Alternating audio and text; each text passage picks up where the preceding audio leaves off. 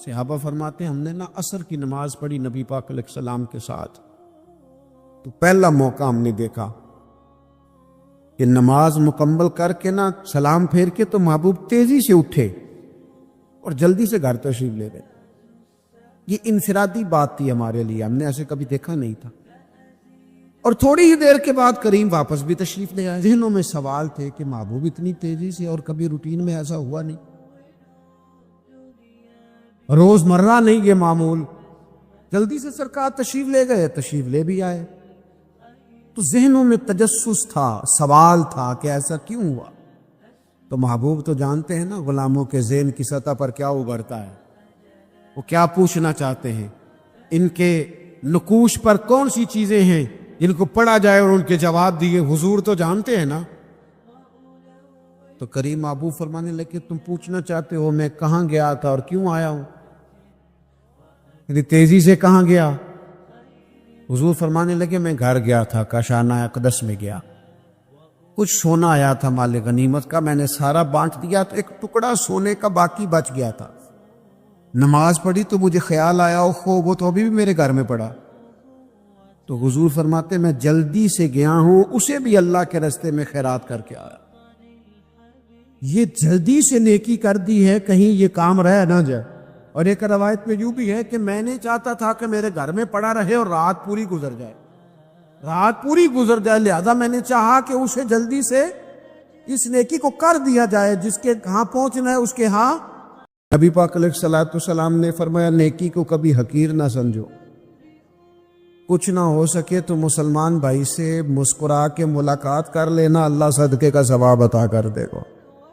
اللہ کے پیارے رسول صلی اللہ تعالی علیہ وسلم نے فرمایا، صحیح بخاری میں حدیث موجود ہے، حضور فرمانے لگے جلد از جلد نیکیاں کر لو اس وقت سے پہلے کہ فتنے رات کے ٹکڑوں کی طرح تمہارے اوپر گریں گے۔ حضور فرمانے لگے وہ ایسا سخت وقت آئے گا کہ بندہ صبح مومن ہوگا تو شام کافر ہو جائے، شام مومن ہوگا تو صبح کافر ہو جائے۔ اور فرمایا لوگ دنیا کے بدلے اپنا دین بیچ ڈالیں گے، اس سے پہلے نیکی کر لو قبل اس کے کہ الجھا دیا جائے، ذہنوں کو پریشان کر دیا جائے۔ کئی جگہ مسائل نہیں بنا دیے گئے، وہ چھوڑو دی یہ تو نفل ہے، چھوڑو دی یہ تو غیر مؤکدہ ہے۔ اعلیٰ حضرت فاضل بریلوی فرماتے ہیں جو نفل چھوڑتا ہے نا، ایک وقت آتا ہے سنت کے ترک کرنا شروع کر دیتا، اور تارک سنت ایک وقت آتا ہے کہ واجبات کو چھوڑتا، چونکہ وہ سیلاب اچانک نہیں آیا کرتے، پہلے چھوٹا سا سوراخ ہوتا ہے، دریا کے کنارے چھوٹا سوراخ ہوتا ہے، بند نہ کیا جائے تو بڑا ہو جاتا ہے، پھر اور بڑا ہو جاتا ہے، پھر وہ سیلاب بن جاتا ہے۔ حضرت عمر فاروق رضی اللہ تعالیٰ عنہ فرماتے میں کھڑا تھا، یہ بخاری شریف میں حدیث ہے، فرماتے میں کھڑا تھا نبی پاک صلی اللہ علیہ وسلم کی بارگاہ میں تو ایک جنازہ گزرا، جنازہ جو اٹھانے والے تھے نا وہ کہہ رہے تھے کہ یہ بڑا ہی اچھا انسان تھا، اس نے غریبوں کی خدمت کی، دین کی نوکری کی، لوگوں سے پیار کیا، ماں باپ بہن بھائی رشتہ دار ہر ایک کے لیے اس کا رویہ اچھا تھا۔ فرماتے ہیں نبی پاک صلی اللہ علیہ وسلم نے جنازہ اٹھانے والوں کی بات سن کے فرمایا واجبت، اس پر واجب ہو گئی۔ حضرت فاروق اعظم رضی اللہ تعالیٰ عنہ فرماتے ہیں تھوڑی دیر کے بعد ایک اور جنازہ گزرا، تو جنازہ اٹھانے والے کہہ رہے تھے بڑا شریر آدمی تھا، زبان کا برا، دھوکے باز، فراڈیا، بے ایمان، مال کھانے والا لوگوں کا، لوگ یہ باتیں کر رہے تھے۔ تو نبی پاک صلی اللہ علیہ وسلم نے فرمایا واجبت، اس پر بھی واجب ہو گئی۔ حضرت عمر کہتے ہیں جنازے گزر گئے دونوں، میں نے عرض کی یا رسول اللہ صلی اللہ علیہ وسلم جس کو لوگ اچھے جملوں سے یاد کر رہے تھے اس پر بھی واجب ہو گئی، اور جس کو لوگ برے جملوں سے یاد کر رہے تھے اس پر بھی واجب ہو گئی۔ تو محبوب نے وہاں لفظ ارشاد، یہ بخاری کے لفظ ہے، فرمایا انتم شہداء اللہ فی الارض، فرمایا عمر تم لوگ زمین پر میرے اللہ کے گواہ ہو، تم لوگ، چونکہ اشارہ حضرت عمر کی طرف ہے تو اس سے مراد نیک لوگ، اس سے مراد پرہیزگار لوگ، اچھے لوگ۔ انتم شہداء اللہ فی الارض، تم لوگ زمین پر اللہ کے گواہ ہو۔ فرمایا جس کو جنازہ اٹھانے والے لوگوں نے کہا کہ یہ بندہ اچھا تھا، تو میں نے کہا واجبت، اس پر جنت واجب ہو گئی۔ اور جس کو جنازہ اٹھانے والے لوگوں نے کہا شریر تھا، برا تھا، نالائق تھا، تکلیف دیتا تھا، چونکہ تم زمین پر اللہ کے گواہ ہو، تو میں نے کہا واجبت، اس پر جہنم واجب ہوگی۔ اپنے مخلصین کے بارے میں ضرور یہ خیال کریں کہ ان کی آپ کے بارے میں رائے کیا ہے۔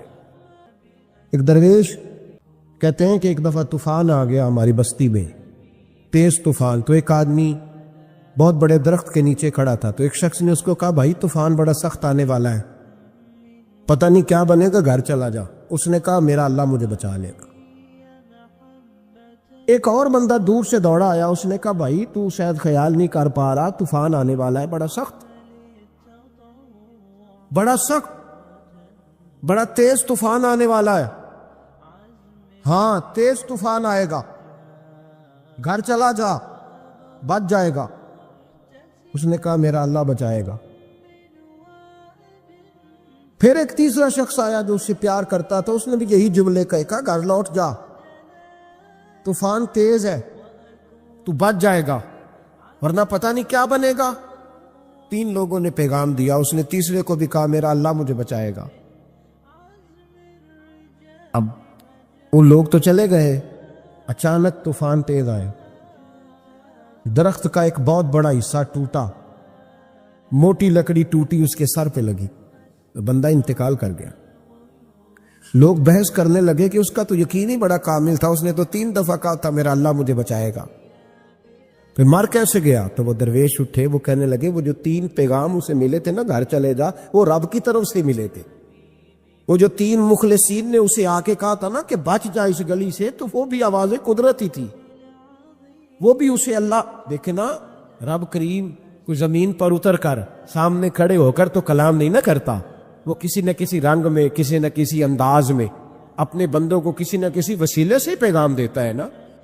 تو وہ 3 پیغام جو آئے تھے تو اسے اس نے کیوں نہیں نکارا ہے خدا سمجھا، وہ گھر کیوں نہیں گیا؟ جب تیرا مخلص تجھے روز پیغام دیتا ہے کہ تو بچ جا اس گلی سے، تو اگر نہیں نہ بچتا تو پھر تو آواز قدرت پر لبیک نہیں کہہ رہا۔ غور کیا کر، تیرے مخلص تیرے بارے میں حضرت عبداللہ ابن عمر، حضرت عمر کے بیٹے تھے، حضرت حفصہ نبی پاک صلی اللہ علیہ وسلم کی زوجہ ہے، حضرت عمر کی بیٹی ہے۔ ایک دن حضرت عبداللہ ابن عمر کہنے لگے حفصہ نبی پاک صلی اللہ علیہ وسلم سے پوچھنا ان کی میرے بارے میں کیا رائے ہے۔ اچھے لوگوں کا خیال کرنا، دیکھیں نا حضرت ابو بکر نے ایک دن حضرت بلال سے کہا تھا حضور سے پوچھ کے بتانا، اور یار تم کبھی خیال ہی نہیں کرتا اس بات کا۔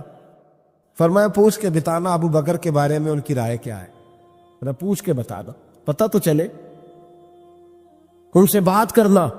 ہم نے کبھی سوچا ہے ہماری اماں ہمارے بارے میں کیا سوچتی ہے؟